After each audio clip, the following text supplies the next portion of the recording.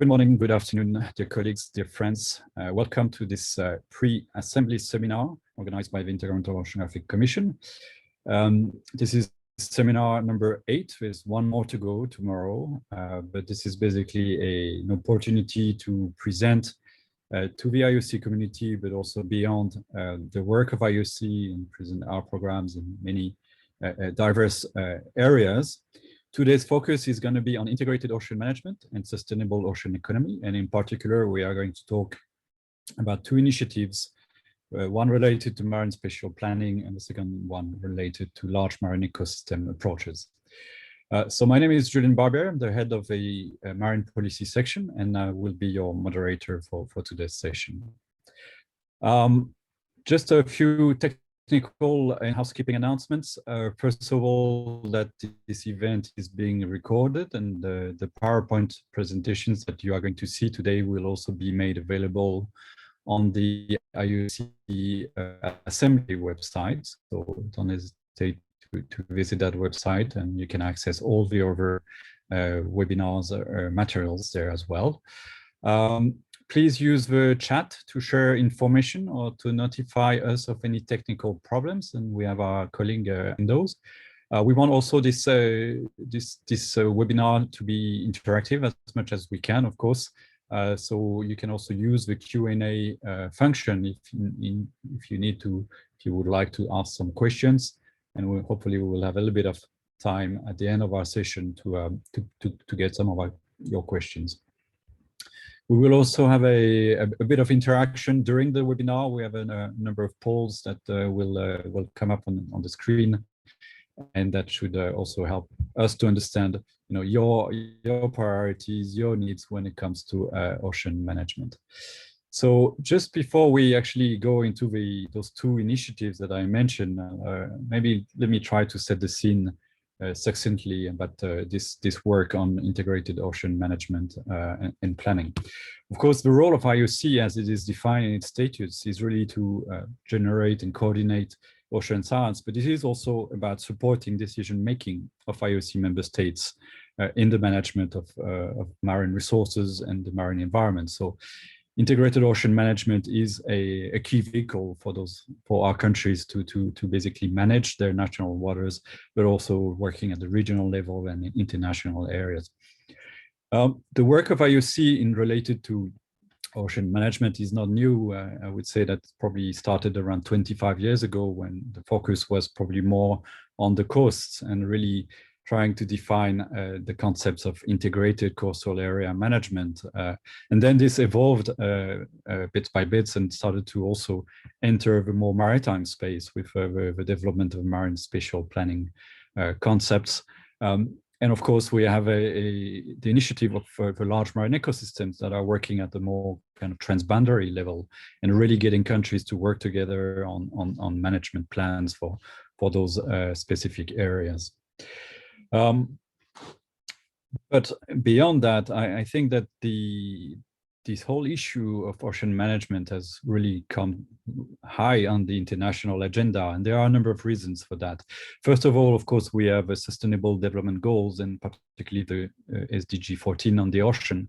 And really the achievement of each of those targets require an integrated approach. So again, the main vehicle to achieve biodiversity conservation, to reduce pollution, to manage the impact of harmful activities on the marine ocean has to be implemented through a planning and management process. We also have a recently a very important initiative, which is the high-level panel on ocean sustainability, which brings together 14 heads of states that came up with a set of recommendations in December, and are really looking for promoting this concept of sustainable ocean planning and really trying to get all the countries of the world to have 100% of national exclusive economic zones under sustainable management. But we also have over international processes where this ocean planning concept is very important. Just an example, the concept of biodiversity beyond national jurisdiction, where there is a whole discussion about what type of area-based management tools could be implemented in the international areas of the ocean. The Climate Change Conference also has a strong focus on coastal and national adaptation plans. And again, mainstreaming those plans through a coastal and marine planning process is important. We also have financial resources that are supporting those efforts globally. We have, of course, the Global Environment Facility in the International Water Strategy with a strong focus on large marine ecosystems. We also have the World Bank with their initiative Pro-Blue on the blue economy. And then we also have, I think, drivers at the regional level. In Europe, for example, there is a EU directives for all the 27 countries of the EU to implement marine spatial planning directives at the national level. So this is really catalyzing and stimulating these approaches. And of course, we also have over regional frameworks where this kind of planning approach is very important, whether they are looking at the ocean or about a sectoral aspect of the ocean, like fisheries, for example. So I believe that this basically provides a really strong enabling environment for all our work in these areas. And we'll go to the next slide. But of course, I think another driver for promoting integrated assessment is also the reported degradation that we hear almost on a daily or weekly basis about the way our ocean ecosystems are being impacted by human activities, but also impacted by climate change overall. So it's very important that only an integrated approach of management really needs to be developed to really fix those big issues, and not necessarily everything can be fixed, but certainly through management approaches working at a more local, national scale, certainly some of these issues can be addressed and should be addressed. And then also this raises a question on how do we actually integrate this notion of ocean risks and threats and vulnerability into the ocean management planning, so that we can really build a much stronger and resilient communities around the world. We'll go to the next slide. And of course, as part of this, I also want to highlight that the role of science is critical in supporting ocean management at all levels and all steps.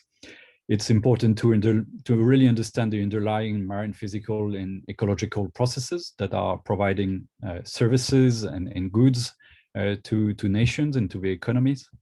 It's also important to really understand the socioeconomic impacts of land-based, coastal, and offshore activities and those related environmental change. We know the ocean is a dynamic system and changes are happening all the time. So we need to also have adaptive ocean management systems that can really take on that kind of dynamic dimension. And of course, we also have technical changes that may actually improve economic impacts or reduce environmental damage. And we need to understand the contribution of those innovations and technologies to the ocean systems. I'm going to go to the next slide. So what we're really trying to do here is to change the paradigm for ocean management, really going from a more individual species approach to looking at the whole ecosystems. And of course, working from a smaller scale to a multiple scale, including at the transboundary level.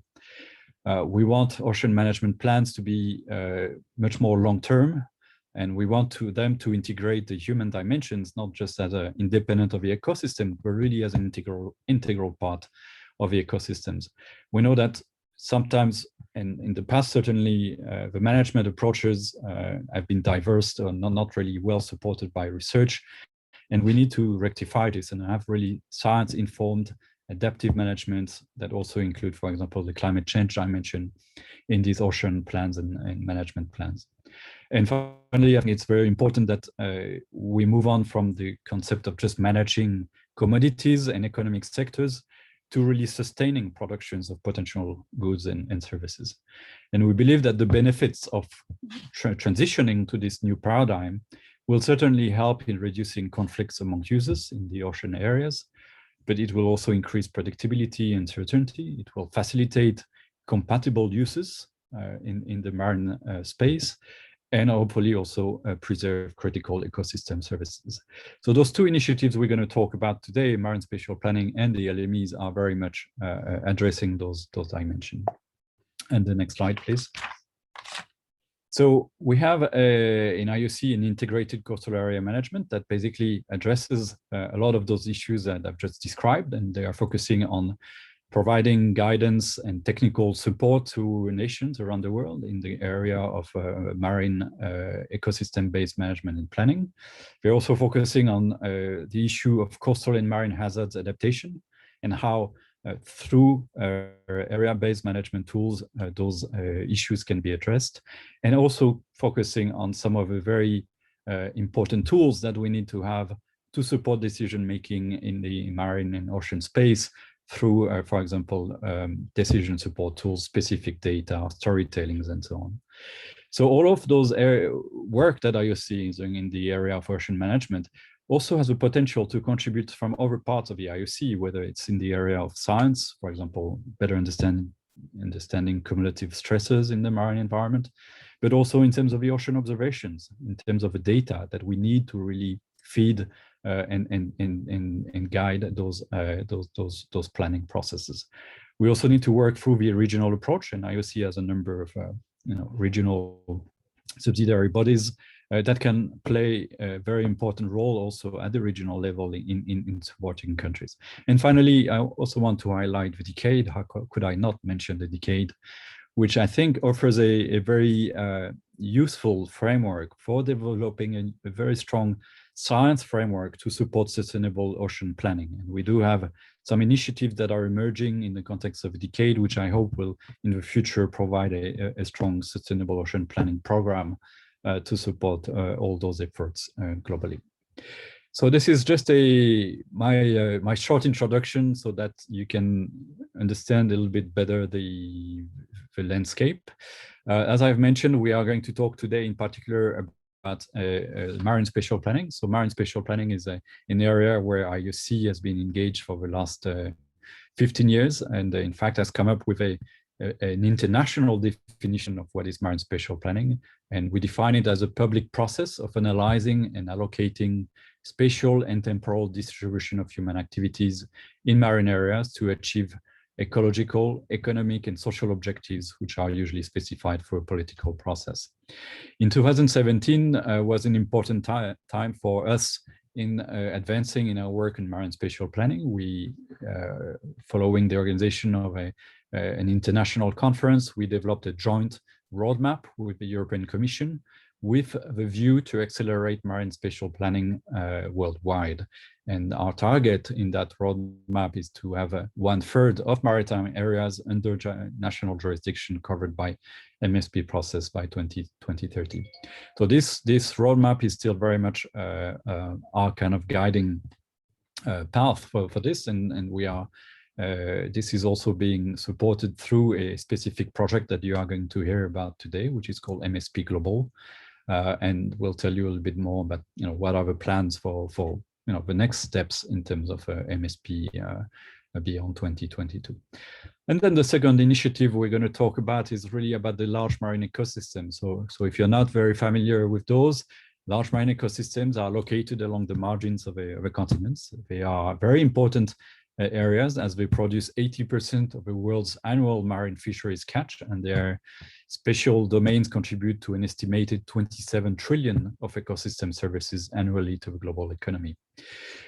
We have, through a project called IW Learn and its sister project LME Learn, been providing technical support, coordination, and information and knowledge management to those projects, which are funded by the GEF at the international level for more than 20 years. And IOC, in fact, acts as a technical secretariat for those LME projects. And of course, you will hear a little bit more about the type of service and products we have been developing for this particular community, but also how, for example, the marine spatial planning concept is being also integrated in the large marine ecosystem approach through the development of transboundary initiatives.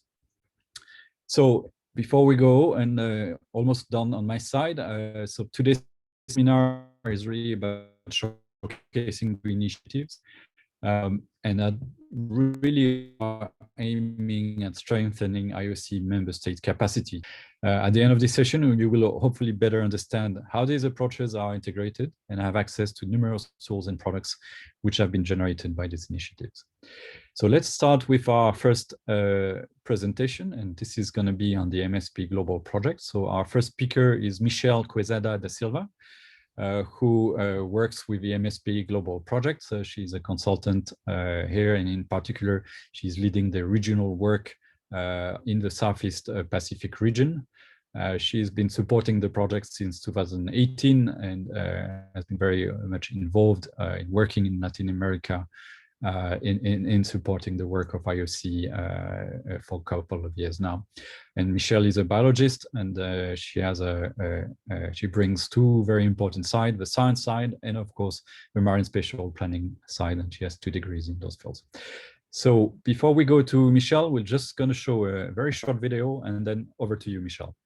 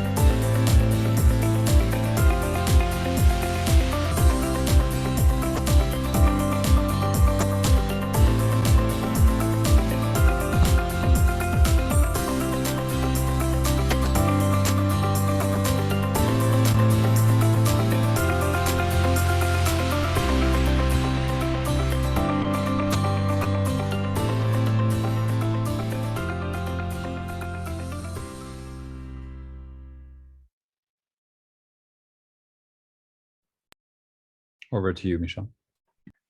Thank you, Julian, for introducing myself. So good morning, good afternoon, or good evening, depending on where you are now.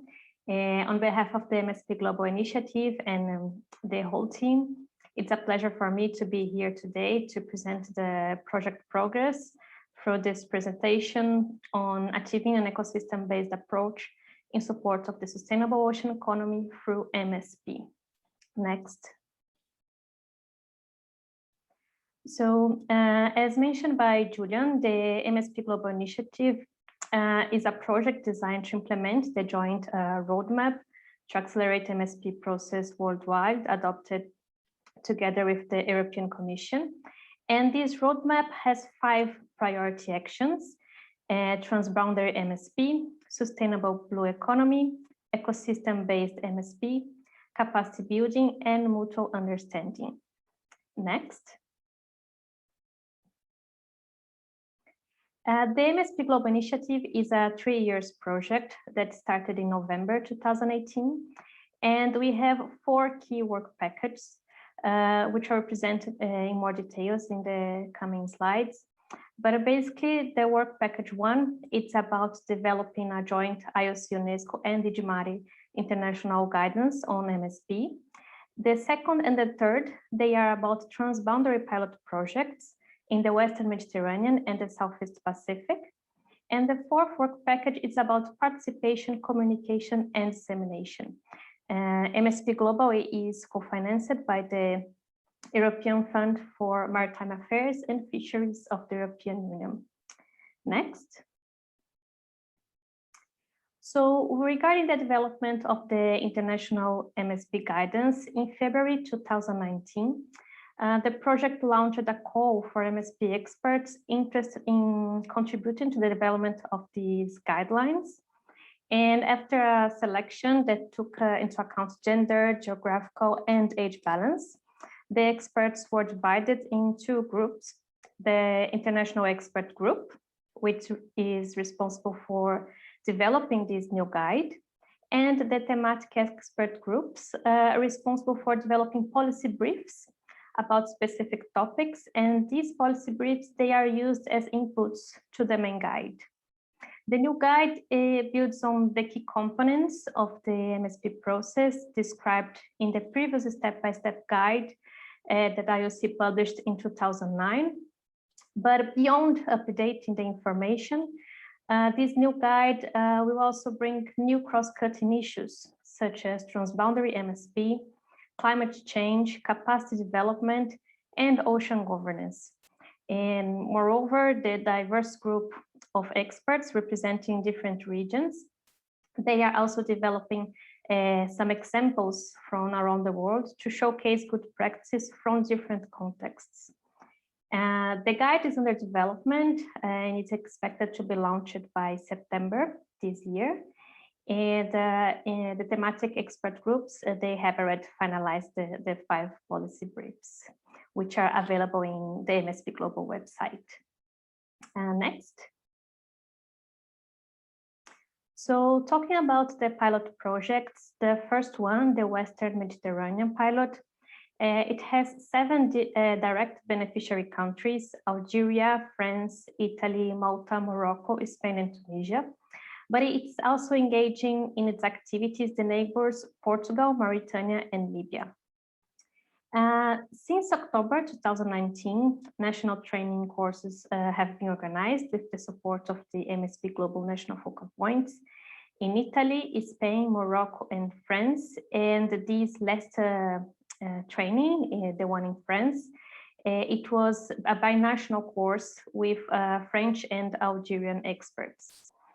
And during these face-to-face trainings, participants were exposed to presentations on technical information, but as well, they could engage on a practical exercise using the MSP Challenge board game, which was donated to IOC Secretariat in different languages by the government of Netherlands.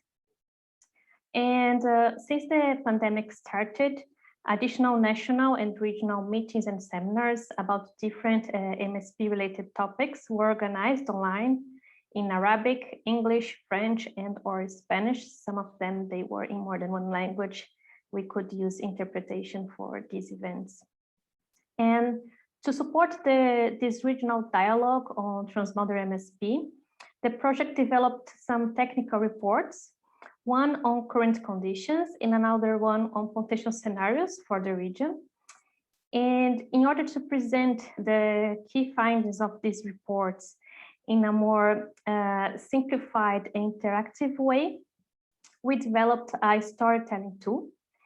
This tool is available and it's integrated in the MSP Global website. And the results can be seen in Arabic, English, Spanish, and French. Then, more recently, the 10 countries were invited to develop regional recommendations on MSP and blue economy. About 100 recommendations were compiled from the national focal points and experts of the region. Then they prioritized these recommendations through a survey, And the most voted recommendations were organized in 5 thematic blocks that mirror the 5 ones that I mentioned of the MSP roadmap. So these regional recommendations, they are organized in interinstitutional and cross-border articulation, blue economy, ecosystem approach, research, development, innovation and training, and participation and communication. In the case of the Western Mediterranean, these recommendations will be submitted for consideration during the West Med Initiative Steering Committee meeting in late June this year. Next slide. So regarding the Southeast Pacific pilot, it followed similar strategy and activities. In this case, the direct beneficiary countries are Colombia, Ecuador, Panama, and Peru. In addition to the national trainings organized in 2019, also based on the MSP Challenge game, 2 binational online trainings specific for the private sector were organized in March this year. So one for Colombia and Panama and another one for Ecuador and Peru. But different from the Mediterranean Sea, with the same closed sea basin, in the Southeast Pacific, the countries face the open ocean. So in this case, the cross-border areas exactly between 2 countries, they are key when we want to promote coherent MSP plans across borders. So for this region, we developed a mapping exercise focused on the Gulf of Guayaquil, which is a bay shared by Ecuador and Peru. And we believe that this can be an example of transboundary MSP to be replicated in other cross-border areas of this region. Then we also developed technical reports on current conditions and potential scenarios for the Gulf of Guayaquil. And in addition, we were also able to develop a technical report on the contribution of the maritime sectors to a sustainable blue economy for the region. Actually, this report started to be developed during the SPINCAM project. It's a previous project, and we could finalize it through the MSC Global Initiative. And an interactive storytelling tool was developed to explain the key findings, as we did for the other pilot. In relation to the recommendations, in the end of 2020, the 4 countries were invited to organize national meetings to propose regional recommendations on MSP and blue economy. Then these recommendations were compiled and the MSP Global National Focal Points prioritized them. And the most voted ones were organized in the same 5 blocks that I presented for the West Mediterranean. And these recommendations will actually be presented by the National Focal Points on 22nd June during an online regional event that we will start to promote today. Next. Then about other regions, since 2019, the government of Sweden has provided additional support to IOC Secretariat to assist the implementation of the MSP roadmap and the ICANN strategy in other regions. So in collaboration with the IOC regional offices in Africa and the Caribbean, as well as national institutions, capacity development activities were organized in Latin America and the Caribbean, Africa, and Middle East. Then to support small island developing states to achieve a sustainable ocean economy, 2 technical reports on blue economy in Cabo Verde and Trinidad and Tobago were published. And about coastal risks, we also published 2 reports, one on the status of coastal vulnerability in Central African countries, and another one is a community guide for community members interested in risk reduction efforts. So how to reduce coastal hazard risk in your community through a step-by-step approach. And last, under preparation, we have the 3rd technical report that is about lessons learned and best practices of managing coastal risk from local communities' perspectives. Next. Then at global level, IOC Secretariat has jointly organized with the European Commission international MSP forums since 2018. So the last one was in Riga in Latvia in November 2019. And it was actually organized together with the Baltic MSP Forum and the final conference of the project Pan-Baltic Scope. An edition of the MSP Forum should be organized this year, but due to the pandemic, we decided to postpone this forum to next year because the format of the forum, we usually organize roundtable discussions. So it's better to have a face-to-face event. And also next year, we expect to organize the 3rd International MSP Conference. Next. In relation to communication and dissemination, the MSP Global website works like a knowledge platform where all project results can be found. And I would like to highlight that on 27 February 2020, IOC sent out a circular letter to its member states, requesting them to fill in a survey on the status of their national MSP process. And the answers, they were used to build country profiles that are now available on the MSP Global website in the new session dedicated to MSP around the world. So the member states that have not replied to the survey yet, they can still do it. And we also kindly invite all member states to keep IOC Secretariat updated whenever a key milestone of their MSP process is achieved. And in this same section, MSP around the world, you can also find a compendium of existing and emerging cross-border and transborder initiatives on MSP. And in this document, for example, you can find LME projects related to marine spatial planning. About the resource, all the documents that I mentioned here, documents and tools, they can be found in the MSP Global website. And I would like to mention as well a publication done together with the European Union MSP platform. It's a publication on communicating MSP, an inspiring era of cooperation between institutions. And just to finalize, in relation to communication, MSP Global is also present on social media as MSP Global 2030. So we are on Twitter, Facebook, and LinkedIn. And we are also on YouTube. So we have a video repository of most of presentations of the online events that we have organized so far. Next. So to wrap up MSP Global achievements in numbers, so we achieved over 3,500 different stakeholders since the beginning of the project, and many of them, they participated in more than one activity. And if we consider the technical reports, policy briefs, tools, and guides, we have published more than 15 publications.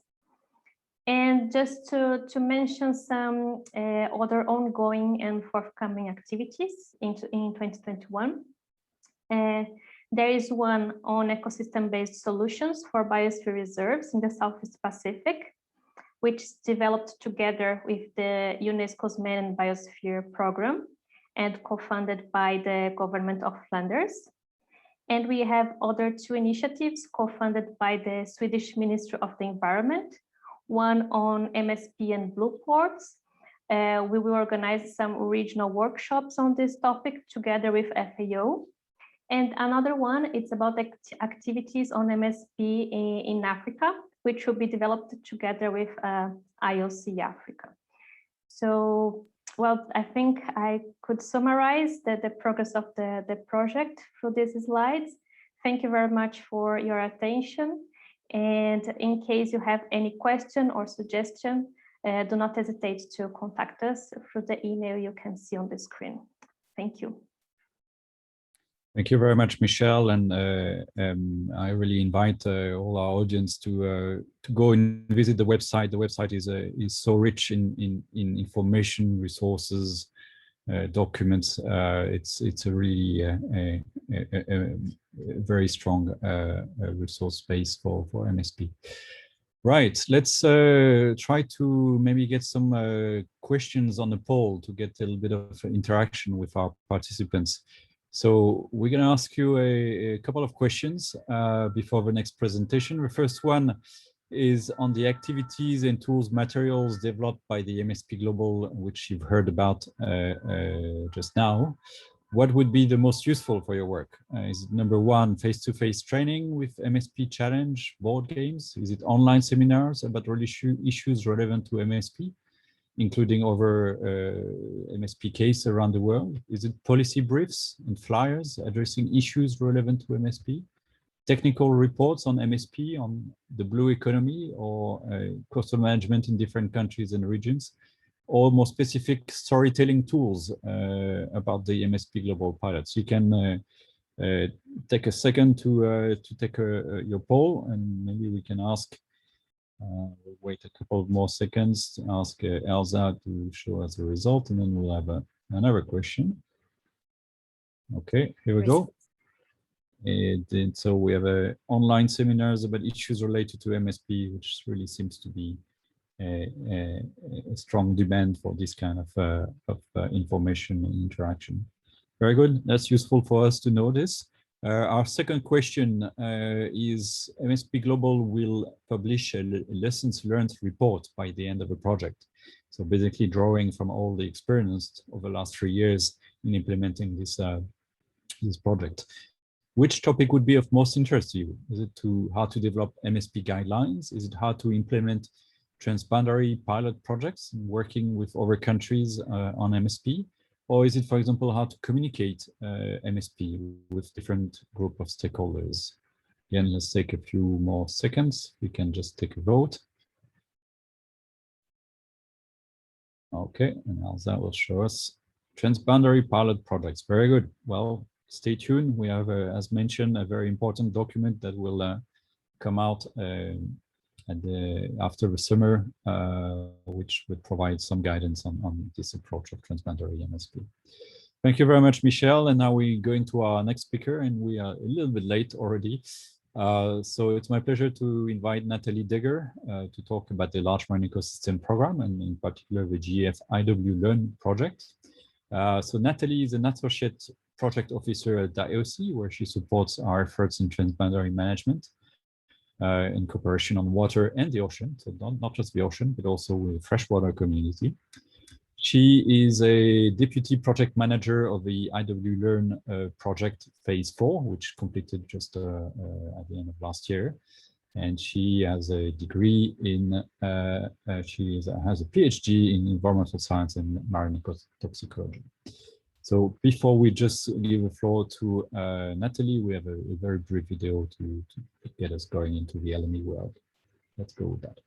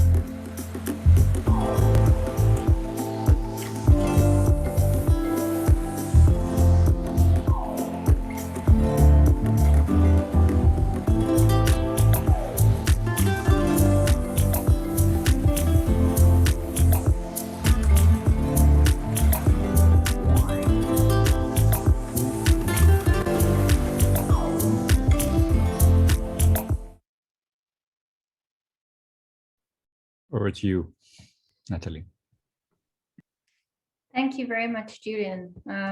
So good morning, good afternoon, and good evening, everybody. So on behalf of GEF IW Learn, it's really such a pleasure to be presenting to you more about our wonderful project. Today, I'm going to convey a few salient points about this important global project and the Global Large Marine Ecosystem Program that it serves, as well as share with you the numerous products and tools that have been developed, which are available to you. So next slide, please, Alex.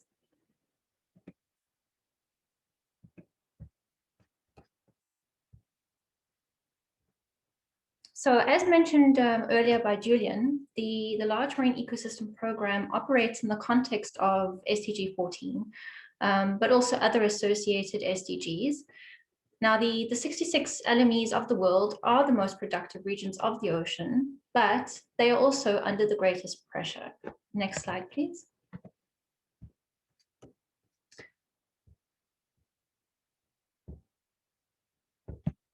So the LME approach, which was conceptualized some 37 years ago, has succeeded in reversing large-scale dead zones, has moved a growing number of fish stocks towards sustainability, has reduced the impacts of shipping on the marine environment, and has introduced integrated ecosystem-based approaches to sustainable ocean and coastal management at both the local and multi-country scales. Since 1997, the USA's NOAA, the IUCN, UNDP, UN Environment, FAO, and the IOC have promoted the LME approach from a scientific point of view, as well as in the regions, by contributing to the formulation and implementation of Global Environment Facility LME projects. Next slide, please. So the Global Environment Facility has provided support to approximately 124 recipient countries by providing $285 million in grants and leveraging substantial co-financing from other partners, all of which have empowered countries to work together within 23 of the world's 66 LMEs.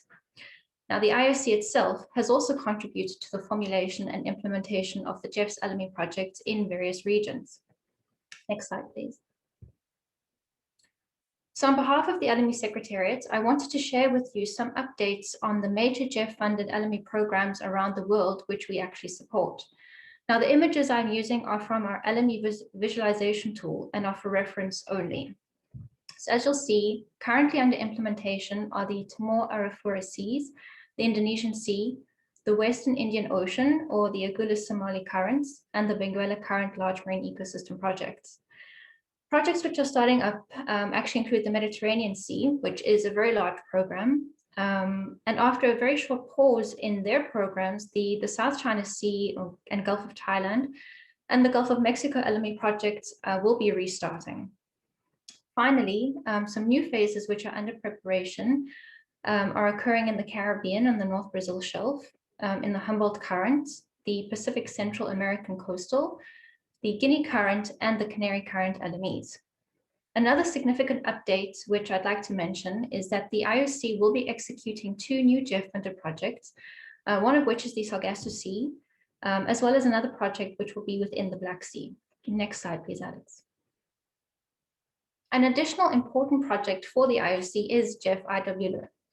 So we are funded by the GEF, and UNDP and UNEP are the implementing agencies of our project, with IOC as the executing agency. Now, the role of IW Learn is to generate knowledge, to build capacity, to harness public and private partners, and support South-to-South and North-to-South learning. This project has been devised by the GEF with the aim to improve global ecosystem-based governance of LMEs and their coasts. But the project also serves the GEF's freshwater portfolio, much of which drains into marine and coastal ecosystems.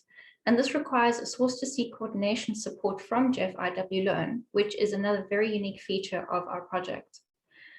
Now, the project has supported the GEF International Waters portfolio and its partners for 21 years.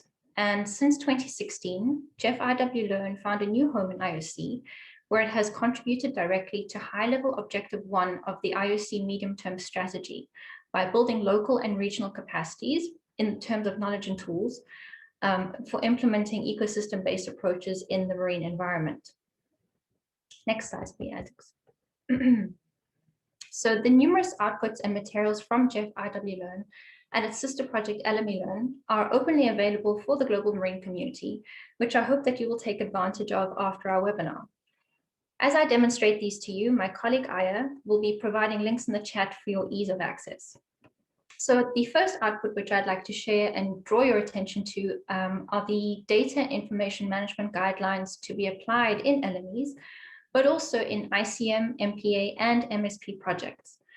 Now, as you know, data and information play a crucial role in all phases of the policy cycle in international waters, from decision-making via implementation and monitoring to analysis and recommendations. So these guidelines are there to help ensure a more integrated and comparable approach to reporting progress and results across, for example, a strategic action program implementation in a large marine ecosystem and the SDG targets. Next slide, please, Alex. Now, the next project I want to highlight are actually our 10 policy briefs. So they offer a concise summary addressing 10 specific LME issues, the policy options to deal with them, and recommendations for the best option based on current information available. Now, the aim behind this was to succinctly evaluate policy options for government policymakers and those who are interested in formulating or influencing policy, to convince them of the urgency to adopt the preferred alternative or course of action outlined in the brief, and therefore would serve as an impetus for action. So next slide, please. The next beneficial product is our economic valuation guide and the accompanying resources available on our website. Now, as you know, economic evaluations are resource intensive, and an expert's knowledge is generally needed to conduct an analysis from scratch. In cases where such knowledge and resources are not available, the benefit transfer method is often used to estimate economic values for ecosystem services. This is done by transferring available information from detailed original studies already completed in another location or context. The complete guidance and the toolbox on our website enables managers of ecosystems to conduct valuations of the ecosystem services present or at risk in the respective contexts and with project areas. So this could be a large marine ecosystem or a transboundary river basin. It could be a specific ecosystem at risk, for example, through a planned development project, or a biodiversity hotspot, such as valuable coral reefs or threatened seagrass habitats. Next slide, please, Alex. So prior to the COVID-19 pandemic, GEF IW Learn had delivered several regional training workshops on ocean governance, transboundary marine spatial planning, economic valuation, and data and information management. Our training focuses on providing practical approaches, lessons learned, and illustrative case studies, but more importantly, it also serves to promote an integrated, collaborative approach to ocean and coastal management. Currently, 2 of our thematic courses are available online. So the Ocean Governance course is available in English, and the Transboundary MSP and Sustainable Blue Economy course is available in English, French, and Spanish. Now, these 2 subjects are highly integrated, so we actively support and promote Transboundary MSP as a tool to be utilized within the LME governance framework to ensure that planning and management at the coast will link to the larger LME. Now, over 900 participants from 101 countries have already benefited from these courses, and the next opportunity for enrollment will be in August of this year. So I highly encourage you to register and to share the links with your other colleagues who can benefit from this material. We also offer a massive open online course on LME assessment and management, which has of to date reached 10,375 participants from around the world. So if you're interested in learning more, please follow the link provided on this slide and by Aya in the chat box. Next slide, please, Alex. Now, as you may have noted in the earlier video and throughout my presentation, 2 website addresses consistently show up. So we have established 2 major content platforms containing a wealth of information about large marine ecosystems and the various stakeholders engaged in supporting programs and projects to manage these important ecosystems. The content available includes contact information, data, audio-visual content, synopsis, and a plethora of documentation particularly on LMEs with GEF-funded projects, but there are also other valuable resources which may be of interest to you and to your work, so please do visit them. Next slide, please. Webinars. So we've worked with numerous partners to deliver the Global Ocean series of webinars, and these were important for exploring the connection between local actions, national efforts, and the much larger LME approach, and how collaborations between these scales can be enhanced in support of the UN Decade of Ocean Science. And these webinars were attended by 479 participants from approximately 60 countries, and they are now available as video recordings for you to access and to gain knowledge from. The next slide, please. So the last output that I would like to share with you today is the Large Marine Ecosystem Definitive Volume and Portfolio. Quite recently, we launched this 649-page electronic book that provides examples of science-based best practices from LMEs that are applicable for advancing towards the 2030 SDG goals and targets, and applicable for contributing to the objectives addressed under the UN Decade of Ocean Science. A copy of the definitive volume can be ordered and downloaded via the link provided in the chat box by Aya. Thank you very much, Aya. Now, all of the products and the outputs which I've shared with you have been developed in the last phase of our project, which has come to a close. But let's see what you can expect from us on the next slide. So we are really looking forward to phase 5 of GEF IW Learn, which will feature new and exciting partners such as the European Space Agency, and it will deliver enhanced activities to stakeholders. Now, the next phase of the project was submitted to the GEF for CEO endorsement last Friday, and we expect to start in the second half of this year.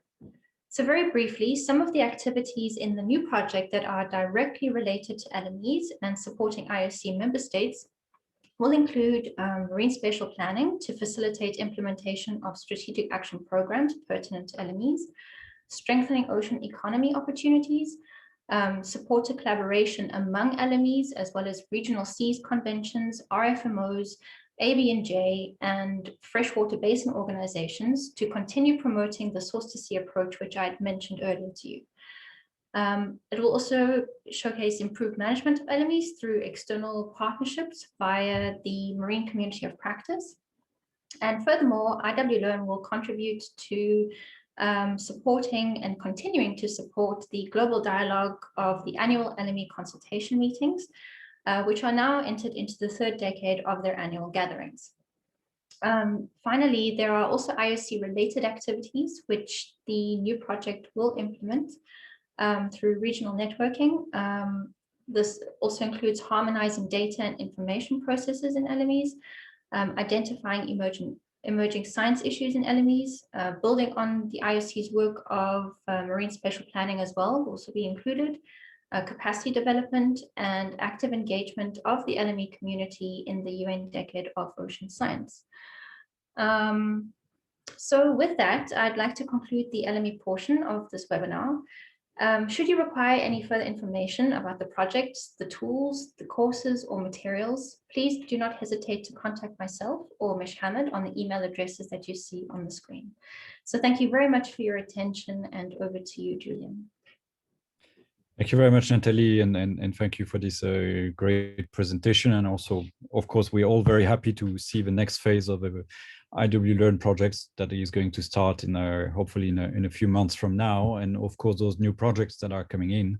I think the LME community and the projects are growing and also very much turning into some regional platforms for collaboration, as we have seen in some of those regions that have actually established formal intergovernmental commissions to manage the LME amongst a set of countries. So a very interesting model there for collaboration. Right, we are almost done with time, but let's have a little bit more interaction with the audience. We have a couple of questions again that we want to put on the poll, and I think there is a question in the chat that I might turn to you as well, Natalie.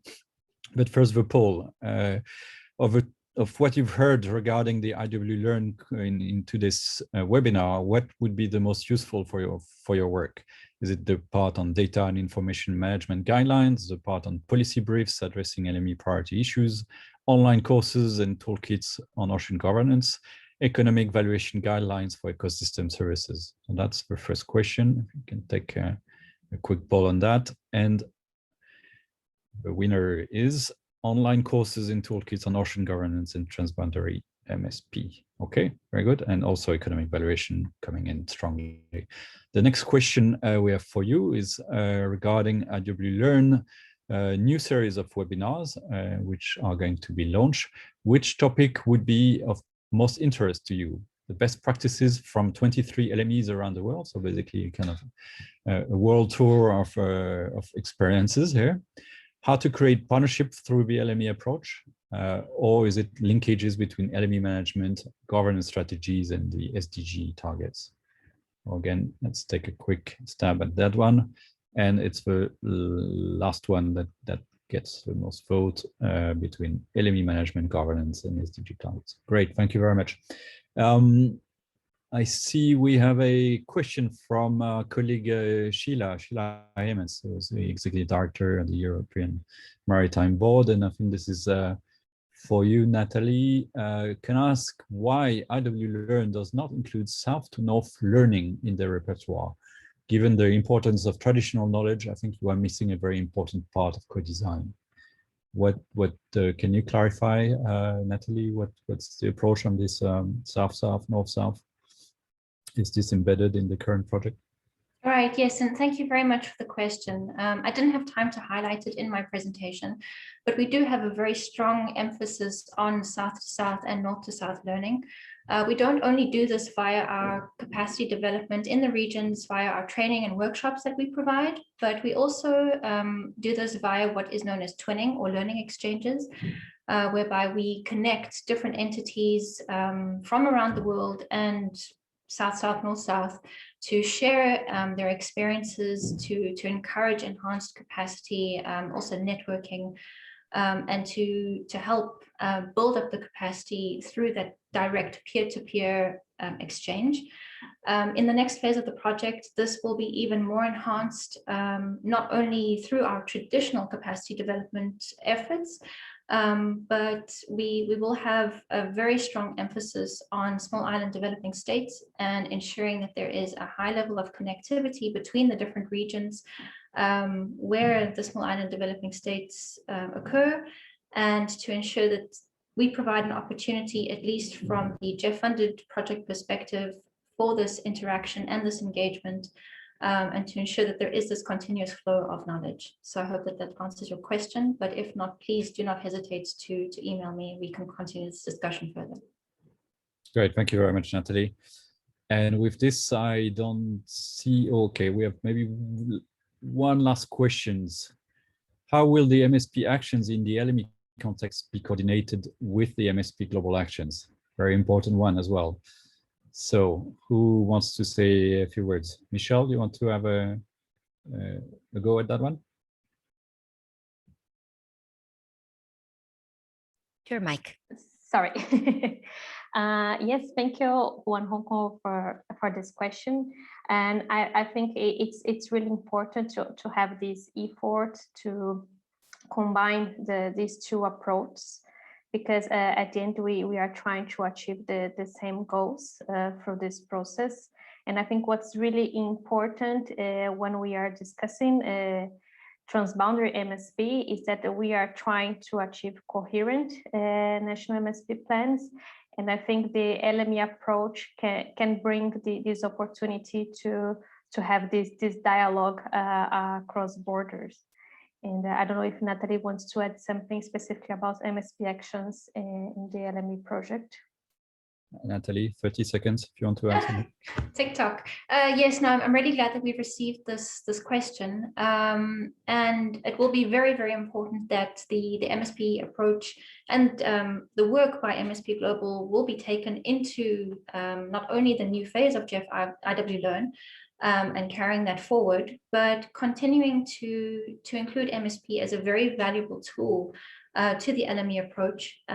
We do have some of the LMEs themselves undertaking MSP, And I'm really hoping that within the next phase of IW Learn, where we do have a dedicated marine spatial planning component and an emphasis on the science to policy effort of the GEF International Waters focal area, that we will be able to share with you some of the results at a transboundary level through these projects. Very good. Thank you very much. And of course, this is up to us to make this happen. And certainly we are very keen to create those bridges between both the MSP and the LME community. And certainly one will help the other one and vice versa. Okay, folks, this is all we have time for. I'm sorry, we are 2 minutes over, but I want to thank all our audience for giving a little bit of their time to hear about our programs. Please, you can visit the IOC website and the IOC Assembly website where the presentations for this webinar can be found. I want to thank again all our speakers, panelists, and the people behind the scene, including Aya and Madina, and of course Gilzama, Elsa, and her team for again a great technical support in this webinar. So be safe, be well. We hope to see you soon, and please keep in touch. Take care.